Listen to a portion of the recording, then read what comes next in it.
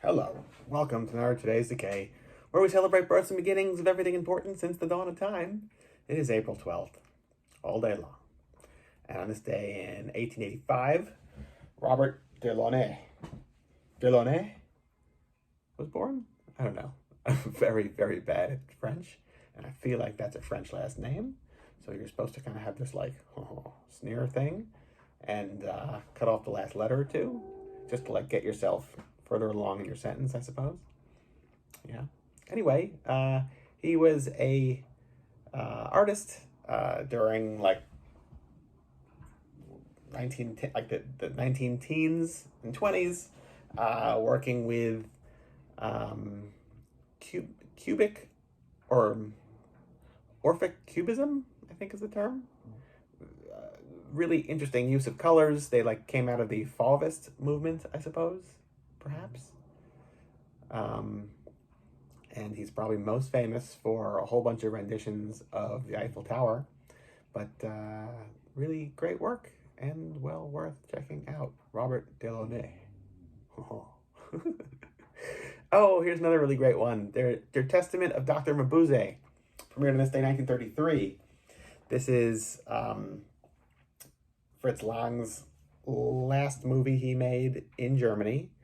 The story goes, as I heard it, was Metropolis was Adolf Hitler's favorite movie. They might have referenced his Frau in the Moon rocket schematics to make V2 rockets, possibly. And he really wanted Fritz Lang to be the head propaganda minister for the Nazis. I mean, remember, this is 1933, right? So they're just really coming to power. And the story goes that he was made the offer. He said, "Thank you so much for considering me." I don't know if he gave an answer or said, let me sleep on it. But he went home, packed a bag, and left in the middle of the night. Went to England and then eventually America, leaving his wife in Germany, Thea von Harbrow, because she was a Nazi supporter. She also wrote the Frau, the Woman in the Moon, as well as Metropolis, Spies, a bunch of his films she wrote. I don't recall if she was involved with the literary background for the Testament of Dr. Mabuse, but maybe. This one's wonderful. It really is an overlooked movie.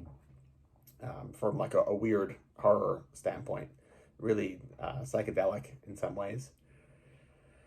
Yeah, I don't think I've ever seen Dr. Mabuse the Gambler, the 1922 one or whatever that's from exactly. I'd really like to.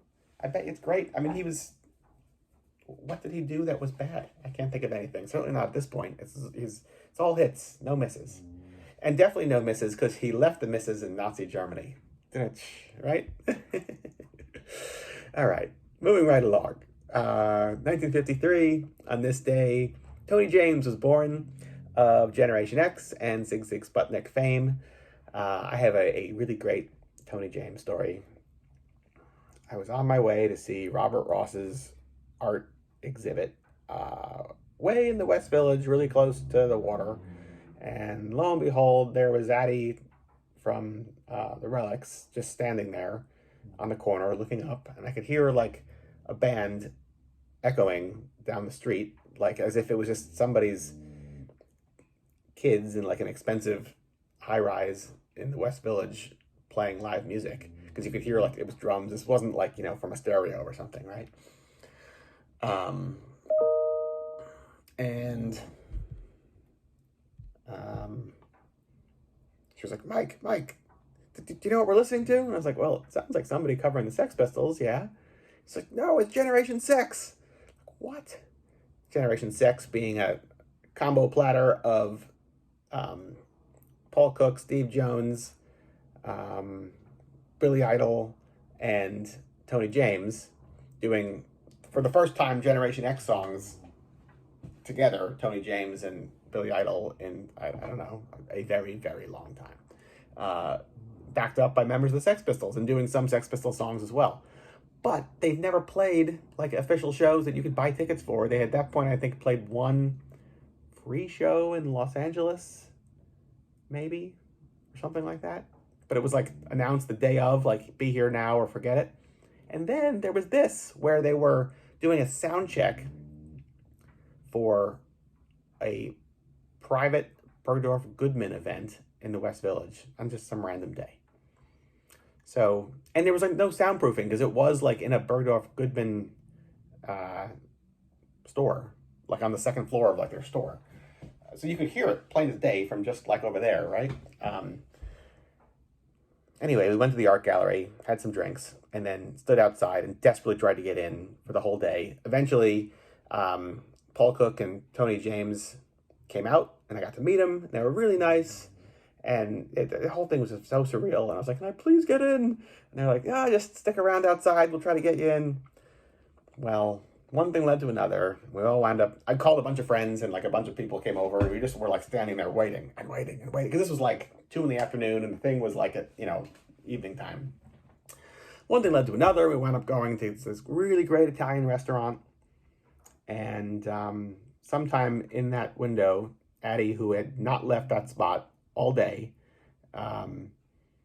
Steve Jones came out and welcomed her right in. And when we came back from Italian food, she was inside, and we were outside, and we never got inside, and we kept trying, and it just never worked.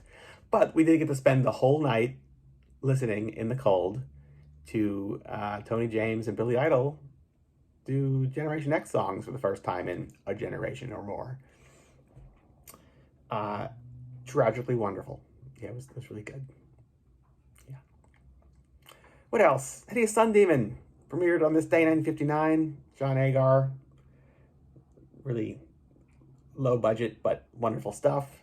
In 1965, on this day, Ant Thomas, the drummer of Demented or Go and Exit Wounds, was born.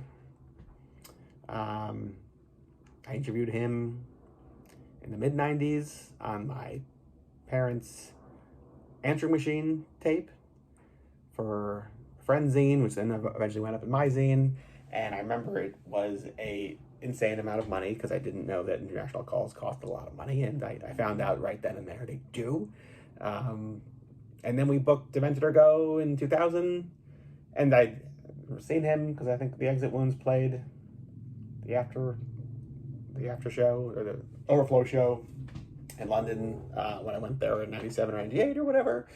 So yeah, anyway, Ant Thomas today. It's a good day for Demented. There you go.